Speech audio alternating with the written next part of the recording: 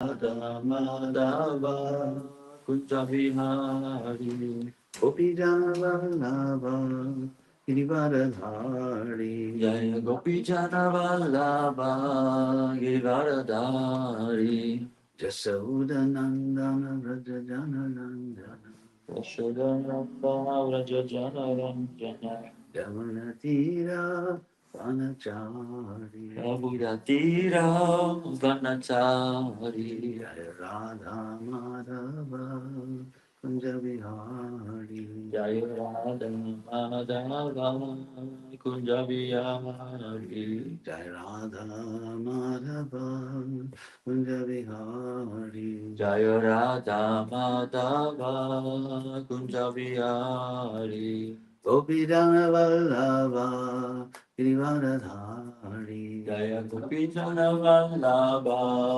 Girivaradhari Jasodanandana Vrajajana Ranjana Jasodanandana Vrajajana Ranjana Yamunatira Vanachari Yamunatira Vanachari Jaya Radha Madhava Kunjabihari Jaya Radha Madhava Kunjabihari Haribo.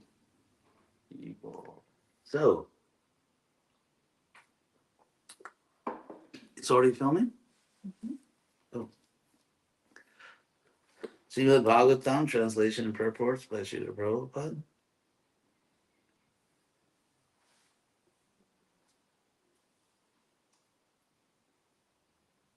Are we on text 25? I didn't give the class yesterday, did I?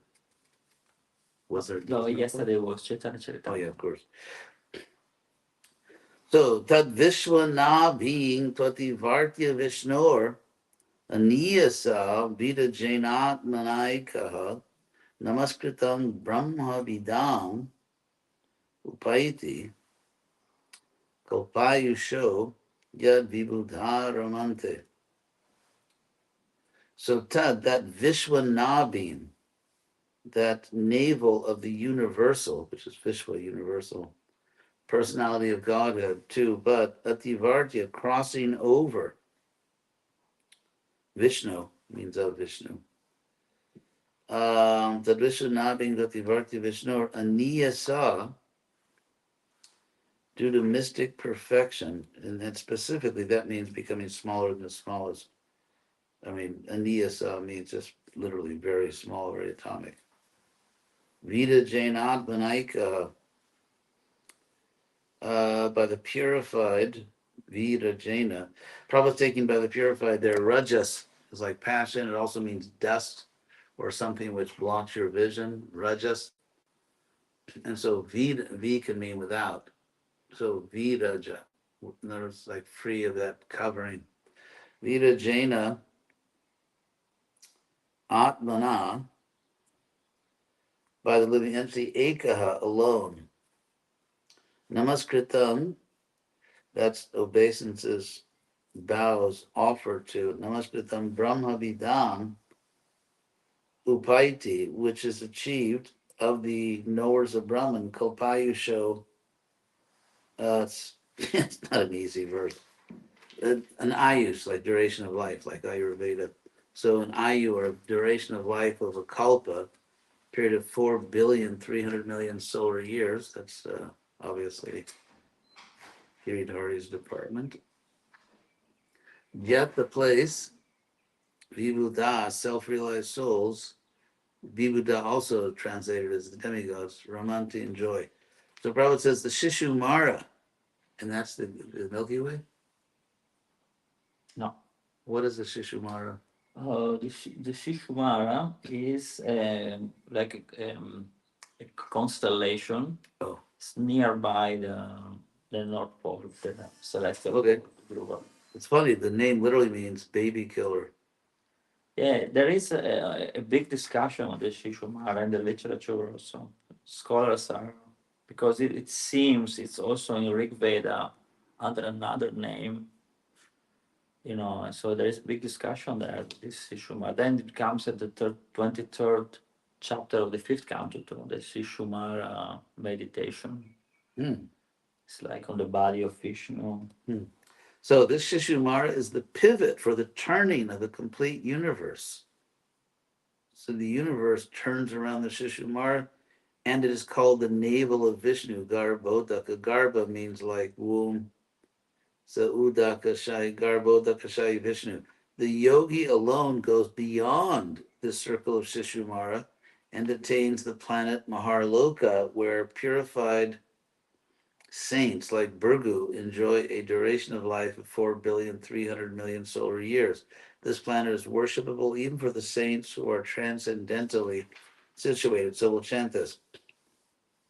Tad Vishwanabhing Tativartya Vishnor Tad Vishvanabhim Pativartya Vishnor Aniyasa Virajainatmanaika Aniyasa Virajanatmanaika Namaskritam Brahma Vidam Upaiti Namaskritam Brahma Vidam Upaiti Kalpayusho Jad Vibudharamante Kalpayusho Yad Vibudharamante Tad Vishwanabhing Tvativartya Vishnor Tad Vishvanabhim Tvativartya Vishnor Aniyasa Virajainatmanaika Aniyasa Virajanatmanaika Namaskritam Brahma Vidam Upaiti Namaskritam Brahma Vidham Upaiti Kalpayusho Jad Vibudharamante Kalpayusho Yad Vibudharamante Kalpayusho Jad Vibudharamante Kalpayusho Yad Vibudharamante. So, no purport. So you said that the literal translation of Shishumar, I want to write it down. Baby killer. It's the baby killer. There was not something with the fear, you said last time, or not? Mara, I'll look it up in the Sanskrit dictionary, but Mara, it's like death, like Mrityu. Baby killer. Yeah, I'll look it up to confirm that, but it's the word Mara or Mrityu is cognate with the word mortal in English, or English word mortal. Mhm. I have another question here. On square brackets is Garbhodakasha Vishnu. Garbhodaka. Garbhodakasha Vishnu. So these square brackets, what does it mean here? That it's not Shira Prabhupada? It means it's not in the Sanskrit. Because this is very strange that the northern circumpolar is the navel of Vishnu, because in Srimad Bhagavatam cosmology, Garbhodakasha Vishnu is in the ocean. It means in the south. It's down, it's not up. So that's very strange. This Well, the Garbhodaka ocean is outside the universe. would be, half the Yeah, egg, then half water. But is the Garbhodaka, the Garbo water, is that in the universe or outside the universe? It's in the universe. Okay, that's right. Mahavishnu. That's the Karana. The Karana. It's outside. Karanodaka. Yeah. So this is very strange that the navel is. But you say it's in the south? Yeah, it is. Well, that makes sense because then that's below because Brahma comes Yeah, up. then So there's the lotus. Yeah. And then Meru. Planets are on the lotus. Yeah. But So that why makes the sense. navel is there now? This is strange. Where does it say that?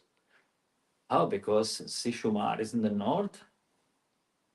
The yogi alone goes where purified saints like Brigu and Jogi. This is talking about where the yogis go, not where the universe comes from.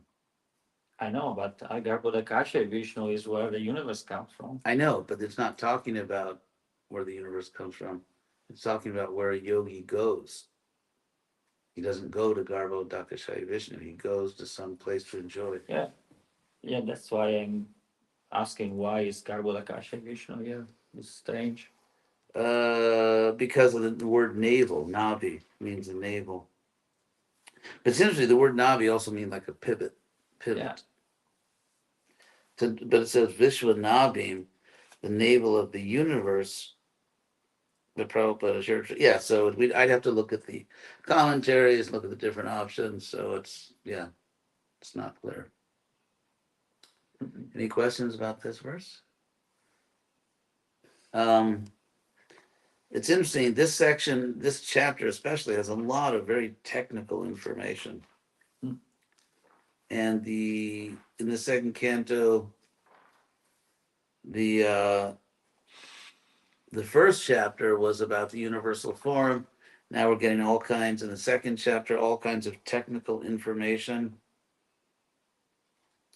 It doesn't start out that way, but it goes into um, so clearly. I mean, these chapters are, you could say, aimed at people living within a very, very different culture than the one we live in.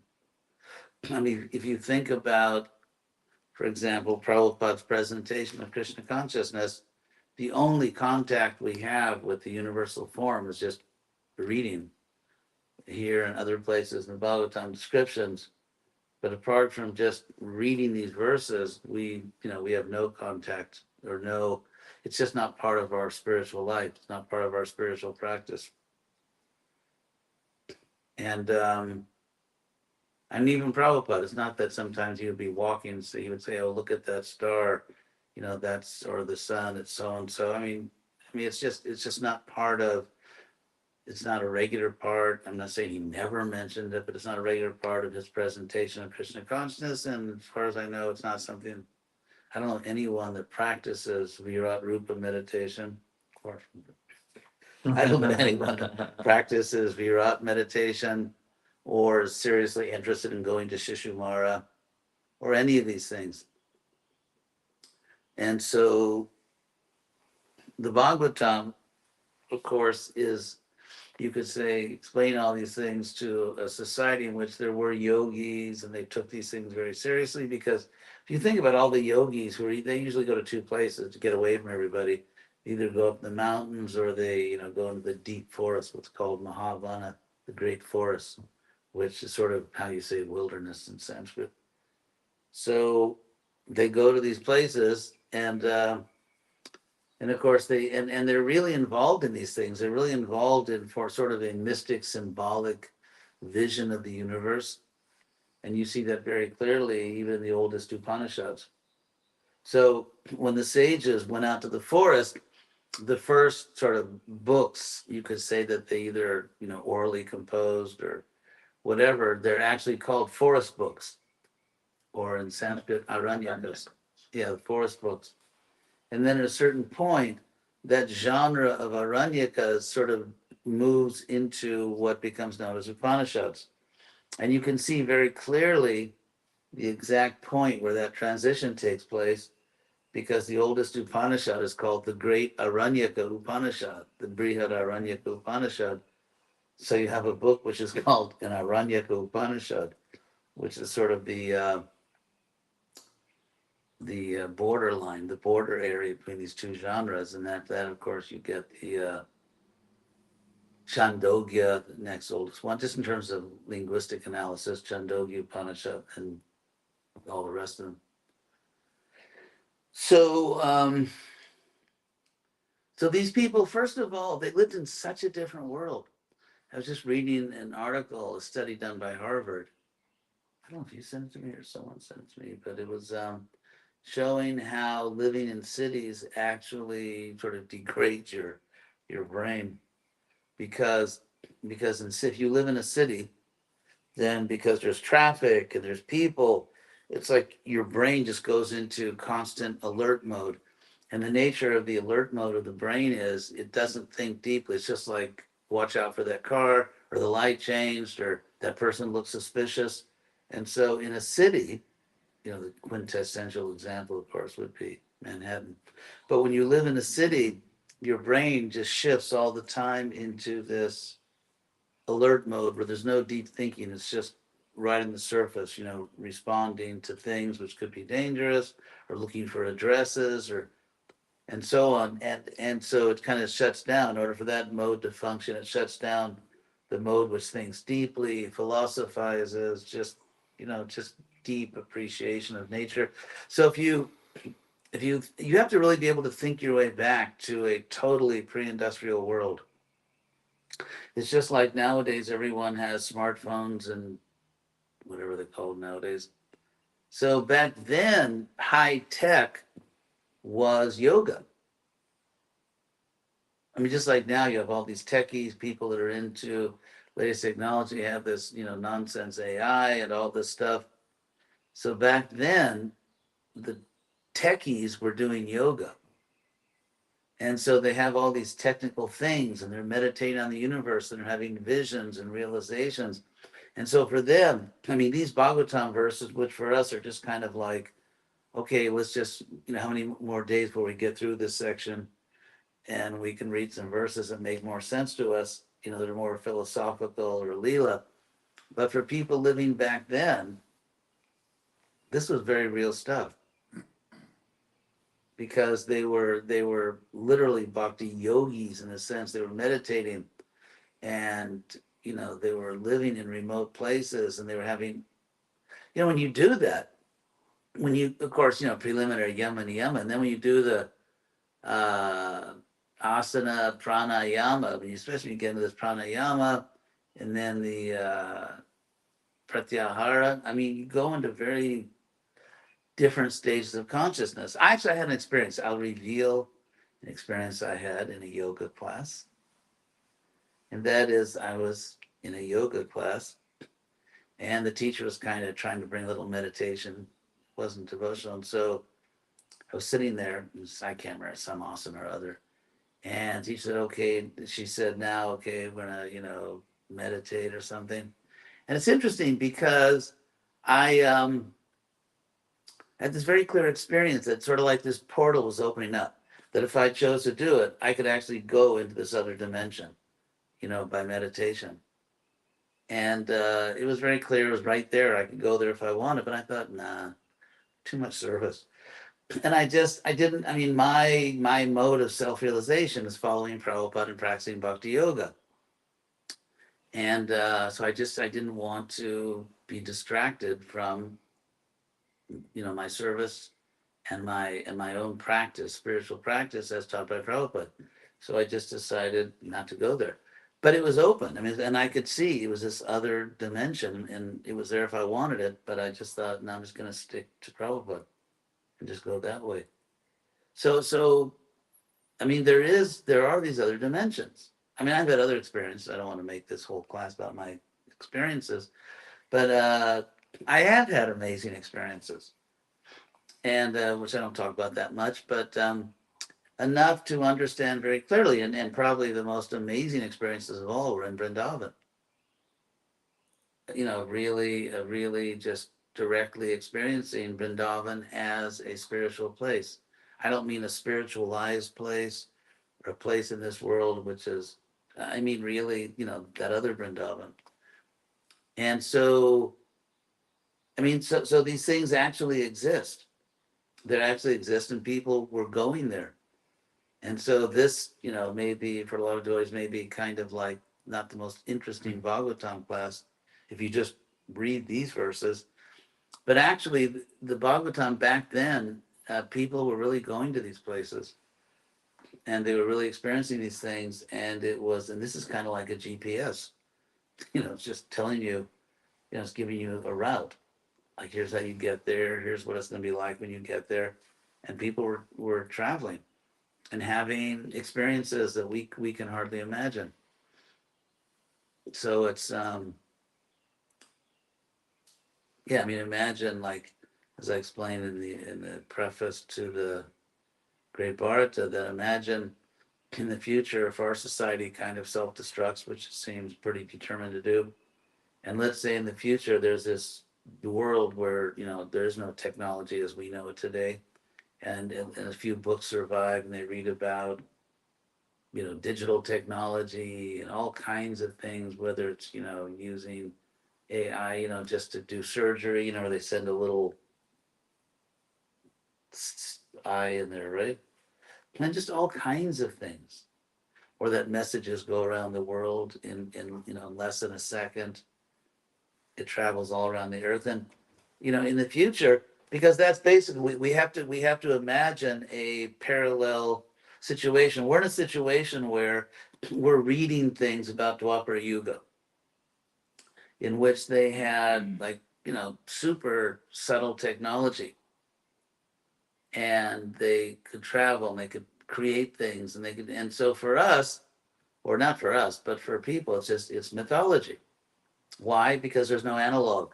We can't do anything like that. So therefore, people think, well, if we can't do it, they couldn't do it. And that's exactly what would be the case. Let's say sooner or later, this world's just going to basically self-destruct. I mean, because how long can they keep their fingers off the buttons, right? I mean, not forever.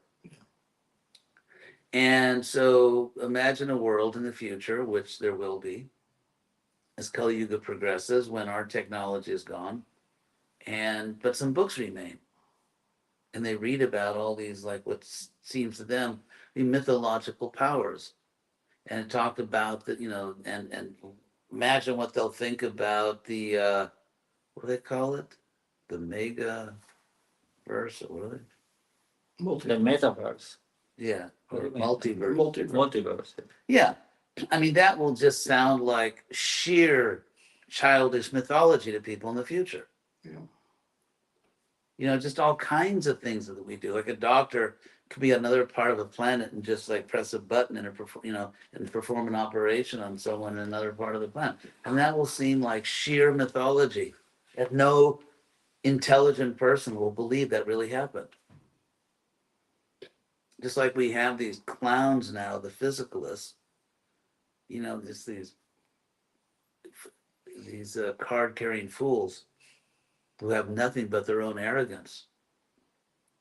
So that's the analogy. So we read these things, and so that I sort of wrap this up. But back then, these descriptions and this was their GPS. All these verses, and they were actually going to these places, and it made perfect sense to them. And now for us, it's just kind of like, well, you have to respect it's the Bhagavatam, but it is kind of the boring part of the Bhagavatam because we're not going anywhere. It's like a map that we're never going to follow, and talking about places we're never going to reach, except like Dhruva, it's on the way out of the universe. We kind of get the magical mystery tour just so you know what you're leaving behind. Like Dhruva got the magical mystery tour on his way out of the universe. Got to see the different planets and worlds. So, but apart from that, we're not going to go to these places. We're not going to see these things. We're not going to. So it's just, yeah, it's not really relevant to us. It is relevant philosophically. It is relevant to understand what was going on back then.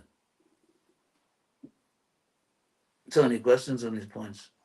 I have a point. We started already discussing this regarding this kind of sections, and you said about yoga, and I would add also that the science at that time was also astronomy because we have all this astronomy.